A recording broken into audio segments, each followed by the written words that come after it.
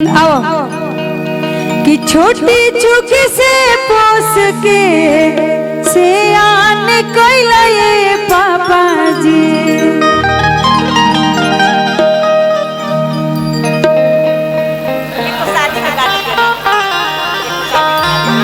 हाँ, ये शादी का, ये विदाई का, ये सिंदूर दान का गीत है।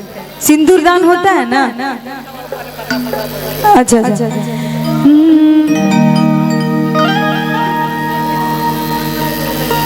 कि छोटी चुकी से पोस के सियान कोइले पापा जी। अक्का के कन्या दान दिया बाते जितनिए पापा जी। अक्का के कन्या दान दिया बाते जितनिए पापा जी। छोटी चुकी से पोस के सियान कोइले पापा जी।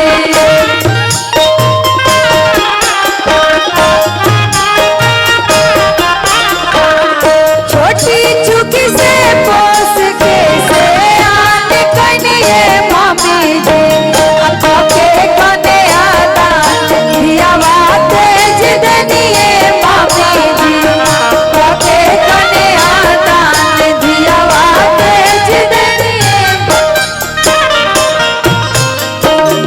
तेरे साथ जब तक पूरे ना हो तेरे साथ, तब तक दुल्हन नहीं दूल्हा। तब तक दुल्हन नहीं दूल्हा।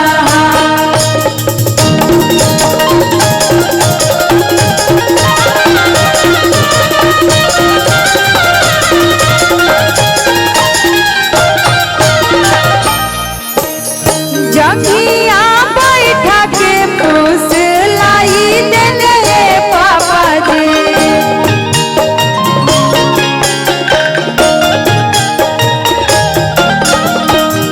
कहिया के बदला साधवाने पापा जी।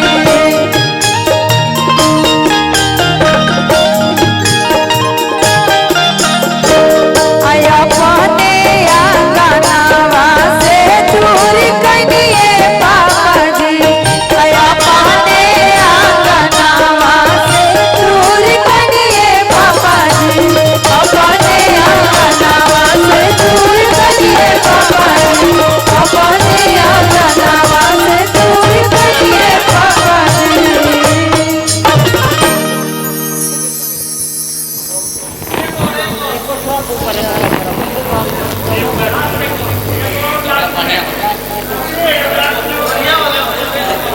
हाँ, क्या बोले? हमारा बेस्ट हो।